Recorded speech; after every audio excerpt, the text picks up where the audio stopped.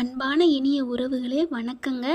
யாரெல்லாம் வீக்காவோட ஃபங்க்ஷனை பார்க்க ஆசையாக காத்துக்கிட்டு இருக்கோம் அப்படின்னு நினச்சிங்கன்னா ஐ லவ் வீக்கான்னு கமெண்ட்ஸில் போட்டுருங்க. நான் வேறு என்னங்க சொல்ல போகிறேன்.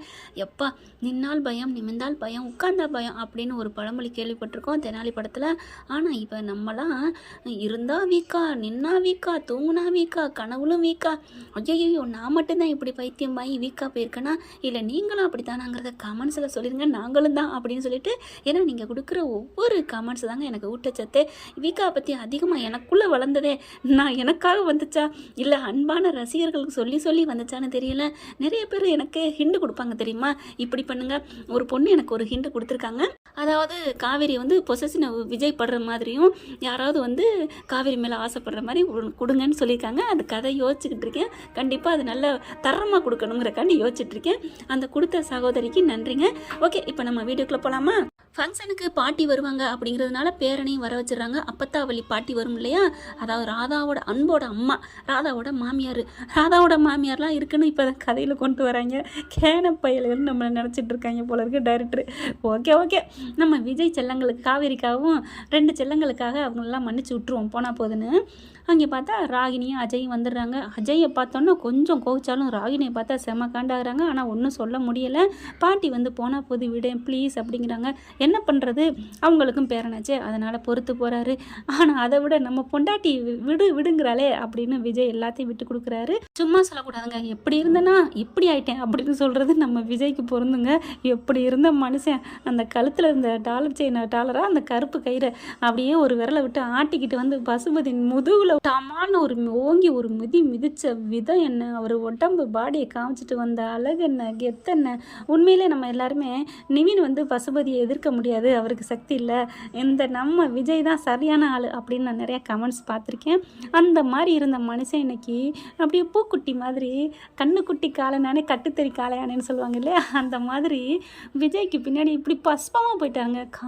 காதல் மாவீரனை கோழையாக்கும், கோழையை வீரனாக்குன்னு சொல்கிறது கரெக்டு தான். சரி வாங்க, வளவலன்னு பேசிகிட்டு இருக்க விரும்பலை. அடுத்து ஃபங்க்ஷன் நல்லபடியாக முடியுது. அடுத்து சாரதா ரொம்ப சந்தோஷப்படுது, பூரிச்சு போகுது. இதே இடத்துல நான் எவ்வளோ கஷ்டப்பட்டு நொந்துக்கிட்டு போனேன், இப்போ நான் நல்லா இருக்கிறேன், என்னை நல்லா வச்சுட்டீங்க, இது எல்லாத்துக்கும் காரணம் நீங்கள் வளர்த்த வளர்ப்பு தான் அப்படின்னு விஜயை பார்த்து பாராட்டுறாங்க. நீங்கள் நல்லா இருக்கணும் தம்பி அப்படின்ட்டு. அடியே பாத்தியாடி அப்படின்னு 2 பேரும் படத்துலாம் பார்த்துருப்போம்ல, 2 பேரும் தனியாக பேசிக்கிட்டே இருப்பாங்கல்ல, பாத்தியான்னு. அந்த மாதிரி யமுனாவும் கங்காவும் பாத்தியா எப்படி நடக்குது அங்கே, ஒன்று தும்முனாலும் சரி அக்கா பாத்தியா எத்தனை தும்மல்னு அப்படின்னு சொல்லிக்கிட்டே இருக்குதுங்க. என்ன பண்ணுறது, அவளுக்கு மச்சம் இருக்குது கொடுத்து வச்சவா அப்படின்னு இங்கே பொறாமையில் பேச ராகினி காற்று வாக்கில் அப்படியே கண்டுபிடிச்சிருது. ஆஹா, அப்போ இவளுக்கு 2 பேருக்கும் காவேரியை பிடிக்கல போல இருக்கே. ஓகே நம்ம குழம்புன குட்டையில் மீனை பிடிக்க வேண்டியதான் அப்படின்னு சொல்லிட்டு, என்ன யமுனா இப்படி தனியாக நிற்கிறீங்க, உங்கள் அக்கா உசுரான அக்கா போய் பக்கத்தில் போய் நிற்க வேண்டியதானே, எங்களுக்கு தெரியும் நிப்பா அப்படிங்கிறாங்க. அப்படியே விரலை வாயில் வச்சுட்டு, என்னடி உனக்கு நல்லது சொல்ல வந்தேன், உங்கள் அக்கா ரொம்ப பண்ணுறால, உங்களுக்குலாம் எரிச்சலாக இருக்குல்ல, நீங்கள் தள்ளி போய் நிற்கிறத பார்த்தா அப்படி தான் தெரியுது அப்படி இப்படின்னு கத்த கங்கா பார்க்குது. ஏய் நமக்குள்ளே அடிச்சுக்குவோம் பிடிச்சிக்குவோம், ஆனால் இவ யார்டி நடுவில் நாட்டாமல், ஆமாக்கா இவளை என்ன பண்ணலாம் அப்படின்னு சொல்லிட்டு கையை 2 ஓங்கிக்கிட்டு அடிக்கிற மாதிரி அப்படி கையை முறுக்கிக்கிட்டு வராங்க. உடனே ராகினி, ஆத்தாடியோ இவளுக்கு என்ன சண்டைக்காரி மாதிரி இருந்தாளுங்க, இப்போ நம்மக்கிட்ட சண்டைக்கு வராளுங்க அப்படின்னு சொல்லிட்டு, பாரு நான் ஒன்றும் பண்ணலை என்னை விட்டுருங்க அப்படின்னு ஓடிடுது. காவேரி விஜய் அதை பார்க்குறாங்க, கண்டுபிடிச்சிடுறாங்க. அப்புறம் என்ன வாங்கி கட்டிக்கிட்டோம் அப்படின்னு சொல்லையில், பரவாயில்ல உங்கள் அக்கா தங்கச்சி மேலே கொஞ்சம் கோவமாக தான் இருந்தேன், அந்த கோவமெல்லாம் பஸ்பமாக போயிடுச்சுடாச்செல்லாம். ஏன் பாஸ், ஆமாம் என் பொண்டாட்டிக்கு ஏற்றுக்கிட்டு எப்படி கையை முறுக்குனாங்கல்ல என் மச்சினிச்சிங்க அப்படிங்கிறாங்க. அதுங்க பாசக்காரியம் தாங்க, ஏன் இப்படி இருக்குதுன்னு தெரியல. சரி விடு, எல்லாம் என் மேலே உங்கள் அம்மா காட்டுற பாசம்தான், அவங்களுக்கு பொறாமல் பொங்குது. ஆமாங்க, நீங்கள் எப்போ எங்கள் வீட்டுக்கு பிடிச்ச மரமேனா வந்தீங்களோ அப்போ பிடிச்சிச்சிங்க எங்கள் அக்காவுக்கு பொறாமல் அப்படிங்கிறாங்க. சரி விடு, அதெல்லாம் புரிஞ்சுக்க காலம் வரும், உங்கள் அம்மாவே புரிஞ்சுக்கலையா என்ன அப்படிங்கிறாங்க. அடுத்து ஃபங்க்ஷன்லாம் முடியுது. ஏம்மா ராகினி உங்கள் அப்பா எங்கே வரலையா அப்படின்னு கேட்க, எங்கள் அப்பா எங்கன்னே தெரில, வெளியில் போயிட்டு வரேன்னு சொல்லிட்டு போனவர் தான், ஆளே காணோம் அப்படிங்கிறாங்க. அதான் நான் பார்த்தேன், என்னடா இங்கெல்லாம் வரல எனக்கு பாட்டி நினைக்கிது, அதாவது காவேரி பாட்டி.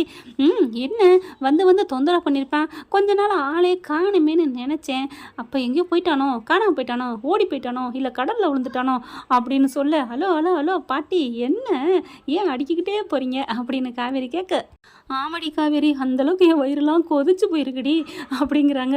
அந்தளவுக்கு அவன் இப்படி படுத்துன பாடுங்க இப்போ தாண்டி நிம்மதியாக இருக்குது அப்படிங்கிறாங்க.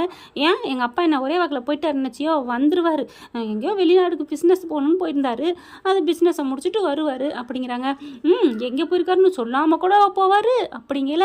என்ன கிளவி நீ பேசுகிறத பார்த்தா எங்கள் அப்பாவை நீ தான் பிடிச்சி மறைச்சி வச்சிருக்கியா, ஒளிச்சு வச்சிருக்கியா அப்படின்னு கேட்க, ஆமாடி குமரி நீ ரொம்ப வருஷத்துக்கு அப்படியே இருக்க போகிற, வந்துட்டா கிளவின்னு சொல்லிட்டு அப்படின்னு சொல்லிட்டு, ஆமாம் உங்கள் அப்பன் உப்புக்கல் நாங்கள் சோத்துக்குள்ளே போட்டு கரைச்சி வைக்கிறதுக்கு பாடி போக்கத்தவளை எங்கே போகுது, கழுத கட்டா குட்டிச்சவர் எங்கேயாவது புழல் ஜெயிலில் போய் கிடக்கும் அப்படிங்கிறாங்க.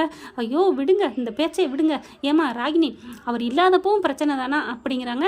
அடுத்து எப்படியோ அவன் இல்லாத வரைக்கும் சந்தோஷங்கிறாங்க. ஃபங்க்ஷன் முடிஞ்சிருக்கு. ராகினி பார்க்குது எங்கள் அப்பா இல்லாதனால ரொம்ப ஓவராக ஆடுறீங்க தானே, வந்துடுவார் எங்கள் அப்பா எங்கே போனாருன்னு தெரியலையே அப்படின்னு ஃபோன் பண்ணிக்கிட்டே பார்க்குறாங்க. ஃபோனே எடுக்க மாட்டேங்கிறாரு. என்னம்மா கண்ணு நாட் ரீச்சபிள்னு வருமே அப்படிங்கிற திரும்பி பார்க்குறாங்க. விஜய் பார்த்தேன்னா என்ன நாட் ரீச்சபிள்னு வருமேன்னு சொல்கிறீங்க என்ன அப்படிங்கிறாங்க. இல்லை ஏன் அப்போ எங்கள் அப்பாவை பற்றி உங்களுக்கு தெரியுமா அப்படின்னு கேட்க, இப்போ தானே சொன்னேன் ஃபோனே எடுக்க மாட்டேங்குது என்ன ஆச்சுன்னு தெரியலன்னு, அதை வச்சு தான் கேட்டேன். ஓ அப்படியா அப்படின்ட்டு எனக்கு என்னமோ டவுட்டாக இருக்கே அப்படின்னு ராகினி போயிடுது ரூமுக்குள்ளே. அடுத்த ஃபங்க்ஷன் முடிஞ்சு ஆளுக்கு போயிடுறாங்க. அப்புறம் பார்த்தீங்கன்னா இரு எதையுமே கலட்டாத அப்படின்ட்டு விஜய் வந்து காவிரியை கூட்டிகிட்டு ரூமுக்கு போயிடுறாங்க. எவ்வளோ அழகாக இருக்க தெரியுமா அப்படின்னு, என்னோட மொபைலில் நான் ஃபோட்டோ எடுக்கணும், அதான் ஃபோட்டோ எடுத்தாச்சே பாஸ் அப்படிங்கிறாங்க. என்னடா சொல்லலாம் என் பொண்டாட்டியை நான் எடுக்கணும்டா அப்படின்ட்டு அழகழகாக நிற்க வச்சு எடுக்கிறாங்க. அப்படி தான் எடுக்குது. இரு நம்ம 2 பேரும் சேர்ந்து எடுப்போம் அப்படின்னு சொல்லிட்டு விதமாக எடுக்கிறாங்க. இன்னைக்கு ஃபங்க்ஷன் சூப்பராக நடந்துச்சுல, நிவின் நல்லபடியாக எல்லாத்தையும் சூப்பராக பண்ணாங்க. உண்மையிலே நிவின் ரொம்ப நல்ல மனசு தானே அப்படிங்கிறாங்க. என்ன பாஸ் நிவினை பற்றி பேசுகிறீங்க அப்படின்னு காவேரி கேட்க, இல்லை உன் தங்கச்சி தான் பொறாமையில பொங்கிக்கிட்டு இருந்துச்சு, ஆனால் நிவின் ரொம்ப நல்ல பையன், எனக்கு நல்லா கிடைச்ச ஒரு சகலப்பாடி அப்படின்னு சொல்லலாம். அப்போ குமரன் மாமா அப்படின்னு கேட்க, அவரு தான் அப்படிங்கிறாரு. எனக்கு ஒரு டவுட்டு மாமா அப்படிங்கிறாங்க. என்னடா சொல்லும் அப்படின்னு சொல்லல, எல்லாத்தையும் அரிக்குது கொஞ்சம் கழட்டுறீங்களா, எனக்கு பார்த்துக்கிட்டே இருக்கணும் போல இருக்குடா விடிய உன்னைய அப்படிங்கிறாங்க. மாமா ஒரு ரகசியம் சொல்லவா அப்படிங்கல. என்ன இந்த நகநட்டோட விடிய பார்த்துட்டு இருக்க ஆசையா, இல்லை எல்லாமே இல்லாமல் பார்த்துட்டு இருக்க ஆசையா? ஐயோ எனக்கு 2வது ஆப்ஷன் தான். ஓகே சீக்கிரம் கழட்டு அப்படின்னு வேகமாக நான் நெக்லஸை கழட்டுறாங்க. இருங்க மாமா பொறுமை எங்கே போகுது, இது கிணத்து தண்ணி தான் அப்படிங்கிறாங்க. அது என்ன கிணத்து தண்ணி தெரியாத அந்த பழமொழி, அப்போ விட்டுருங்க அப்படிங்கிறாங்க. சொல்லுடா ப்ளீஸ்னு அப்படியே கழுத்தை பிடிச்சி கிள்றாரு. கிணத்து தண்ணினா நம்ம வீட்டு கிணத்துல இருக்க தண்ணி எங்கேயும் போகுமா, யாராவது எடுப்பாங்களா, யாராவது பக்கத்து வீட்டுக்காரங்க இறச்சிட்டு போகலாமே. ஐயோ நான் அதான் சொல்லலை மாமா, நம்ம வீட்டு தண்ணி தானே. ஆமாம் இதே ஆற்று தண்ணினா அது வாட்டுக்கு போயிட்டே இருக்கும், அதைத்தான் சொன்னேன். அப்போ நீ ஆற்று தண்ணி இல்லை கிணத்து தண்ணி எனக்கே சொந்தம்னு சொல்ல வர்ற. ஆமாம் நீங்கள் எப்போ வேணாலும் மோண்டு குடிச்சிக்கலாம், அப்போ இப்போவே அப்படின்னு முட்டுறாரு. மாமா அப்படின்னு சொல்லிட்டு நான் ஒரு டவுட்டு கேட்டேன், அதை சொல்ல மாட்டேங்கிறீங்க, அதை நான் அவுத்துக்கிட்டே நீ சொல்லு நான் சொல்கிறேன் அப்படின்னு சொல்லிட்டு ஒவ்வொரு நிறையா அவுக்குறாரு. என்ன என் செல்லத்துக்கு சந்தேகம் சொல்லுங்க அப்படின்னு சொல்லிட்டு காதில் இருக்க டோலாக்கா அவுக்குறாங்க. அப்புறம் கழுத்தில் இருக்க எடுக்கிறாங்க. இருங்க மாமா இந்த பசுபதி எங்கே போயிருப்பாரு அப்படின்னு கேட்க, பசுபதி எங்கே போனால் நமக்கு என்ன அப்படின்னு கேட்க, இல்லை ஆளே காணுமே, என்ன ஆச்சு அவனுக்கு ஏதாவது ஆயிருக்குமோ, யாராவது தூக்கியிருப்பாங்களோ, எவன் தூக்குனாலும் சரி அவன் நல்லா இருக்கணும் அப்படின்னு சொன்னோன்னே அப்படியே கலட்டினதை அப்படியே வச்சுட்டு காவேரி குனிஞ்சு பார்க்குறாங்க. காவேரி இப்போ என்ன சொன்னீங்க அப்படிங்கல. அவன் நல்லா இருக்கணும், அவன் பொண்டாட்டி பிள்ளையோட நல்லா இருக்கணும், சொல்லுமா சொல்லு, நல்லா இருக்கணும், அவன் பொண்டாட்டி தங்கமாக இருக்கணும், அவனை தூக்குனவன் நல்லா இருக்கணும் அப்படின்னு சொல்லு அப்படின்னு சொல்லிக்கிட்டே இருக்காங்களா. ஹலோ பாஸ் என்ன வடிவேலு லெட்ரு போட்டு அவனை நீங்கள் நல்லபடியாக கவனிக்கவும் அப்படின்னு ஒரு படத்தில் போட்டிருப்பாரு, அந்த மாதிரி நல்லா இருக்குன்னு சொல்கிறீங்களே, அப்போ அவரை தூக்குனது நீங்கள் தானா அப்படின்னு கேட்க, அப்போல்லாம் இல்லைடா நான் பொதுவாக தான் சொன்னேன் அப்படிங்கிறாரு. இல்லை அவனுக்கு ஏதோ ஆயிருக்கு, எனக்கு என்னன்னு தெரியலைங்க அப்படிங்கிறாங்க. சரி விடு, அவனை தூக்குனவே உன் புருஷன் தான், நீ தான் அவன் பொண்டாட்டி, நல்லா இருப்போம் நம்ம 2 பேரும், ஏன்னா நீயே நல்லா இருப்போம்னு சொல்லிட்டீல அப்படின்னு விஜய் சொன்னோன்னே பாஸ் அப்படின்னு எந்திரிக்கிறாங்க. உட்காருமா உட்காரு, ஏன் எந்திரிக்கிற? மாமா நீங்கள் எவ்வளோ பெரிய விஷயம் சொல்லியிருக்கீங்க, அப்போ பசுபதியை என்ன பண்ணீங்க, கடத்திட்டீங்களா, ஒளிச்சு வச்சுருக்கீங்களா?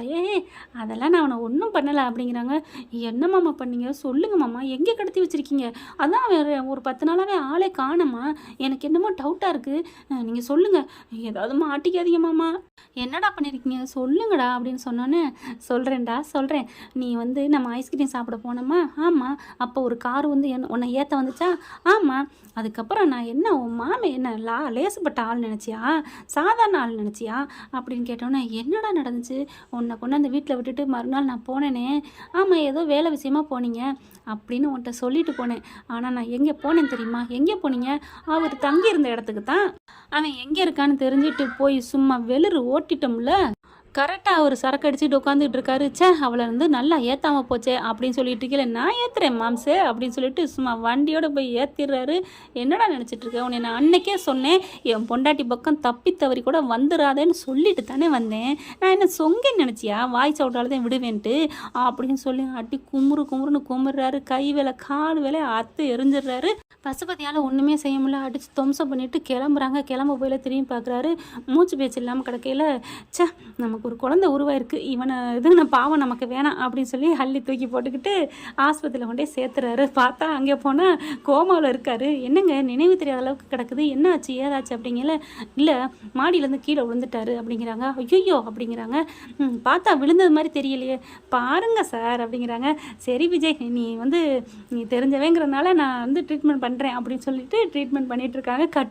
மாவு கட்டு போட்டு கிடக்குறாரு அப்படின்னு விஜய் சொல்ல, மாமா நிஜமாவா அப்படிங்கல. ஆமாடா, இந்த பாரு நீ வேணாம் அப்படின்னு சொல்லிட்டு ஃபோட்டோ எடுத்து காமிக்கிறாங்க. என்னைக்காவது என் பொண்டாட்டி செல்ல பொண்டாட்டிக்கு இந்த டவுட்டு வரும்னு தான் இந்த ஃபோட்டோ எடுத்துகிட்டு வந்து வச்சுருக்கேன் பாரு அப்படின்னோன்னா, மாவு கட்டு போட்டிருக்கா தலை நெத்திலாம் பார்த்துட்டு கக்கன்னு சிரிக்கிறாங்க.